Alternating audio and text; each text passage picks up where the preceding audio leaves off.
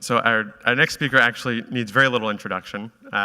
You heard about her and heard from her last night, but I think it's suffice to say that Dr. Flanagan was one of the original and one of the first researchers who kind of pioneered the field of chordoma research. When she became interested in chordoma about a decade ago, there were truly just a handful of researchers across the globe.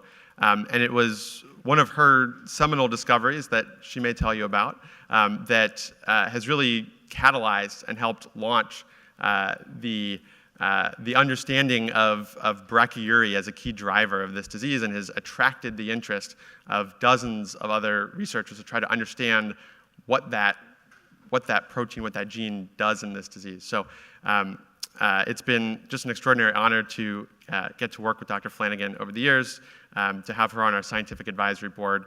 And I think she's come to every single research conference, so she is a true leader in this field, and we're really delighted to have her here. Thank you.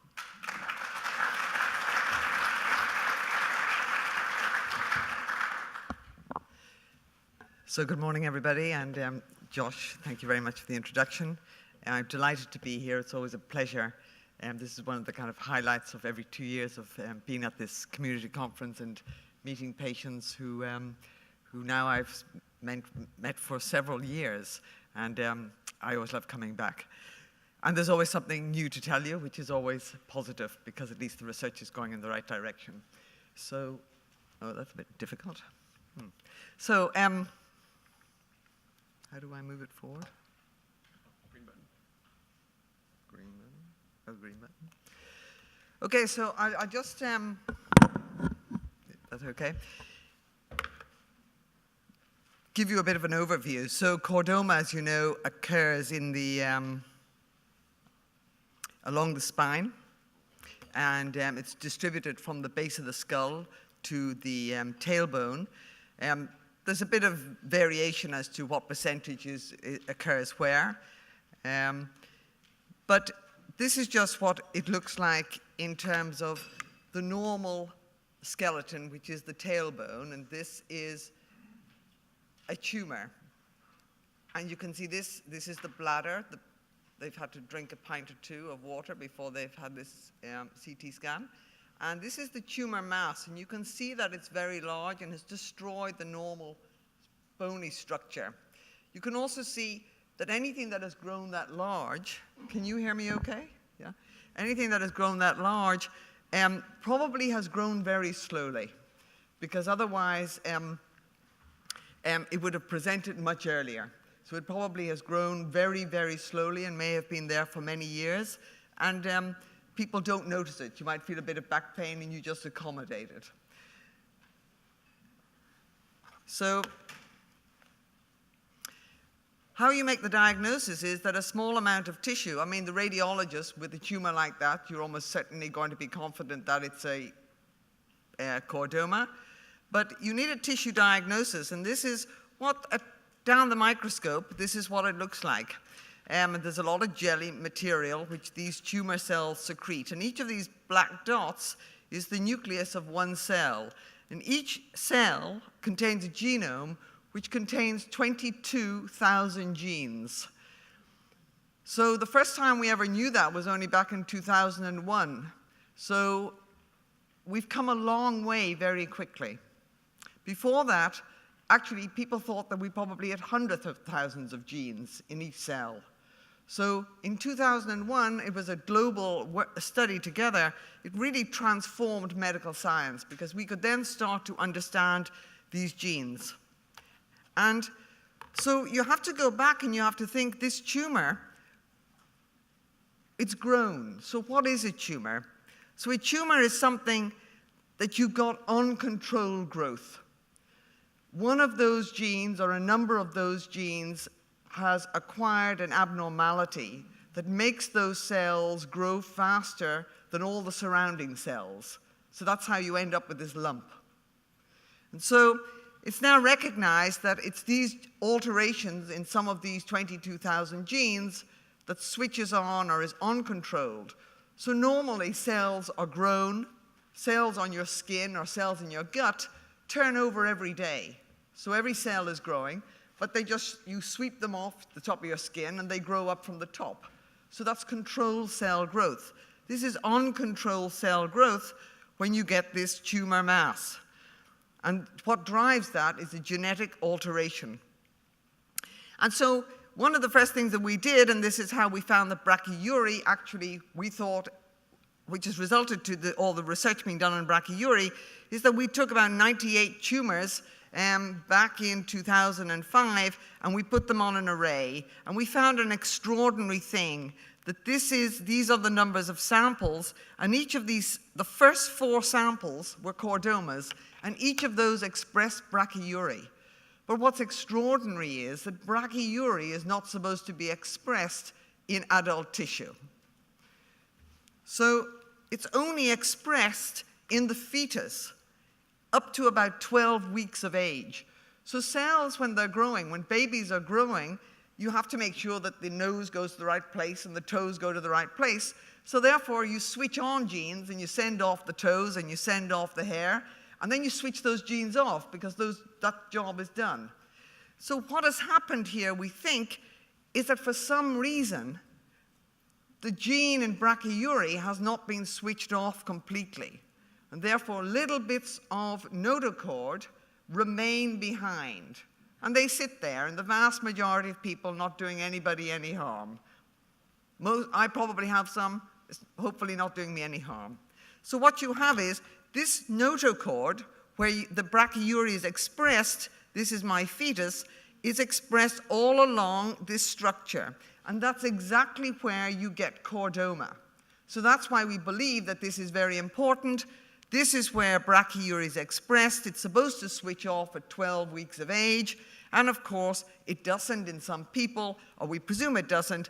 And this is where exactly the same place where the notochord is placed is where you get chordomas. And so the next thing we did was we took a marker just to make sure that this was correct. And this is a notochord of an Italian fetus. And this is BrockieYuri expressed in the notochord. So the first thing you want to get right when you get a chordoma is you want to make sure that it is a chordoma. So up to that time, it's not working. Okay, so this is what chordomas look like. I've shown you what the kind of typical chordoma looks like down the microscope, but actually they can look quite different. There's quite a variation. So for the histopathologist, it can be difficult to make a diagnosis of chordoma. And certainly if you get the tumor in the middle of your spine, not at the base of your spine, actually it's much more likely to be spread from prostate or from breast or from colon, okay? Because chordoma is super special, really special. It's extremely rare. So in the UK, we see 60 new cases a year. We see 60,000 new cases of breast cancer a year. So of course, when a doctor pathologist sees a lump which looks a bit like a carcinoma in the bone, they're going to think that it's spread from gut or kidney or something else. The first thing is not going to be chordoma, okay? So what is really helpful, I think, is that this marker, which wasn't available before, virtually every chordoma expresses BrockieYuri. It's a good marker, and provided you remember to do it, you get a diagnosis. And of course, there is a second type of chordoma, though, which is called a dedifferentiated form of chordoma. And this is your normal chordoma, and this looks like nothing else. It could be any kind of tumor. And unfortunately, once it becomes dedifferentiated, you don't see BrockieYuri expressed. Fortunately, though, that is very, very, even rarer than normal chordoma. So it doesn't happen very often, and normally you'll see the normal chordoma along with it, so you can make a diagnosis. So the first thing is, great, we're able to make a diagnosis, but actually, how important is BrockieYuri in this disease? And remember I told you that it's the genes that regulate normal growth. And what we found out that about 20%, about 1 in every 5 tumors have abnormal BrockieYuri. So each of these blue dots is a cell, and the red dots is a BrockieYuri gene. Normally, you should only see one red dot per cell, and you can see here, there's hundreds of red dots.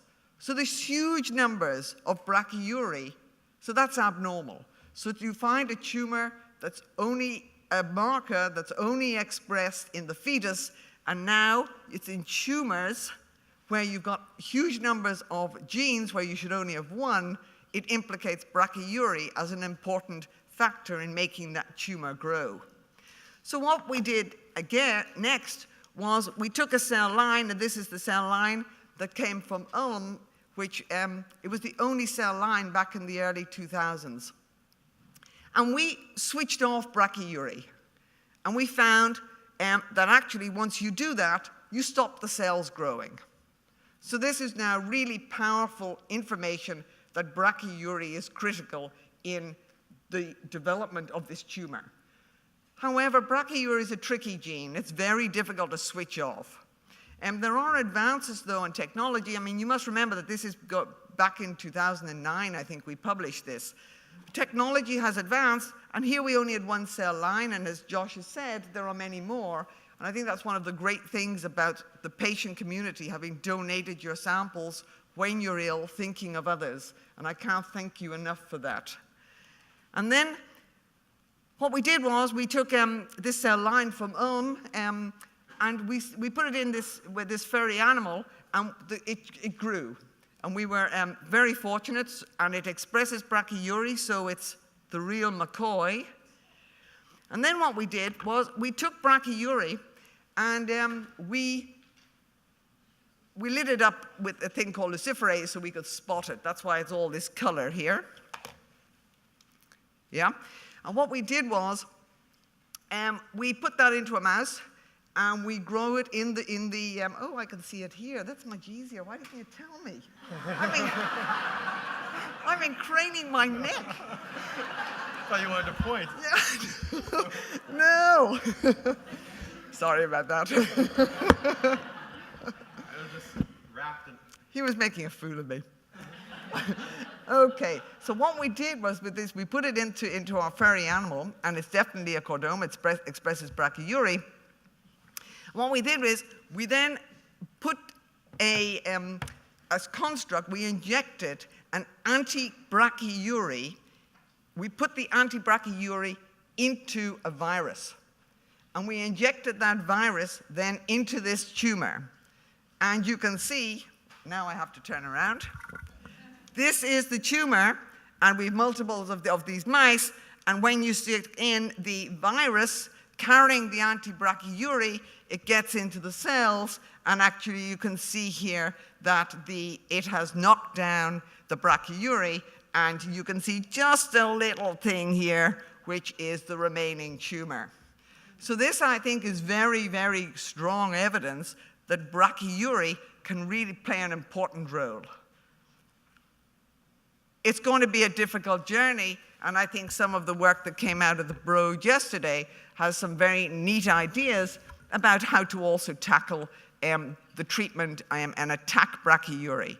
It's certainly, it is the Achilles heel if we can get at it. And I think we've made progress. So,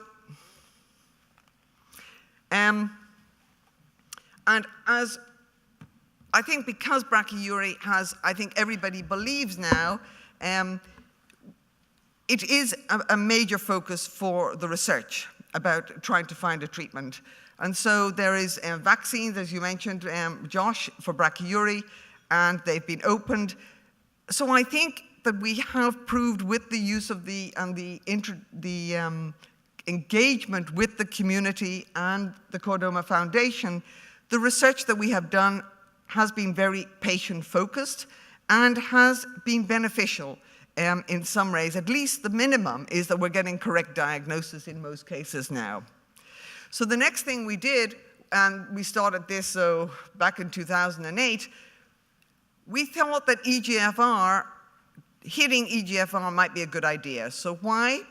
There were drugs available. They'd been on the market for many years against breast, against colorectal, against lung.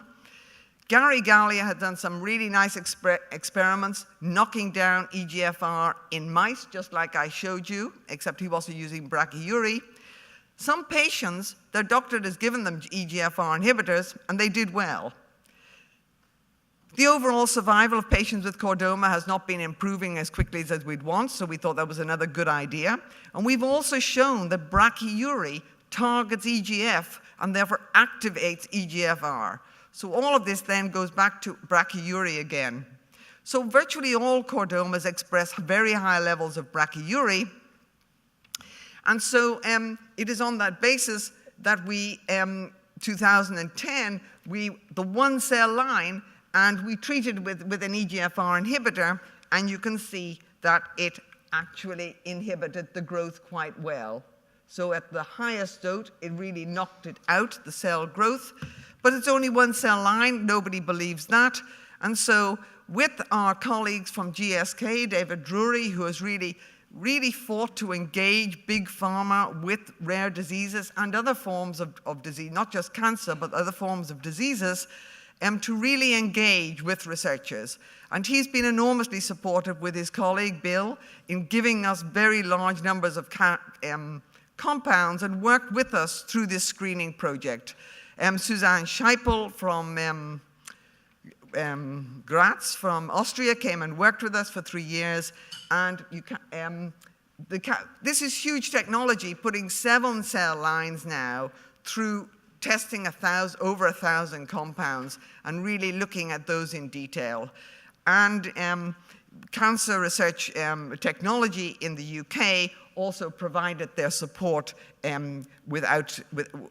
free of charge, and they had tremendous experience. And then, because we identified a number of compounds, Josh very kindly put these into mice for us, and we showed that they were also had an impact in mice as well as in the Petri dish. And we've published this data. This is only part of other people have done this as well. So, but this builds up a picture of credibility. But it also shows that working with pharma, they also believe that if they give us drugs, we can deliver. And I think that the big thing about this EGFR trial is not just this trial, it's the engagement with pharma and building that connection to show that if they give us drugs, we can work, we can deliver, we've got the biomarkers, we've got the tools to take it forward. So I think that this is a step change. It's not about the EGFR trial, of course that's very important. I think it is a step change in our connecting with pharma. And so we go back, and I'm not going to go further about this, but this is kind of the next area that we're looking at. Then remember I told you that in a baby, the fetus, BrockieYuri is normally turned off. And our hypothesis is that in some people, it's not completely turned off. So we really need to find out what is it, nobody knows, in a fetus, what switches BrockieYuri off. If we could identify that, that I think would give us a real insight into developing new treatments. And we're working with people, experts in epigenetics, on that to take that forward.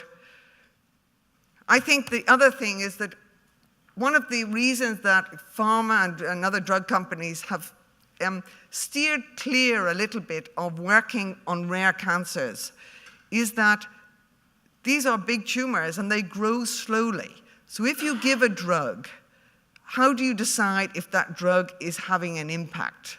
Because sometimes with chordoma, the tumor can stay stable for several years. So if you give a drug, how do you measure if the drug is having an effect? And so one of the areas which we worked on, but many people are working on around the world, and there was an excellent talk yesterday, which you funded, but I cannot remember his name, I'm afraid. Right, on circulating tumor DNA, we can pick up the mutation. So you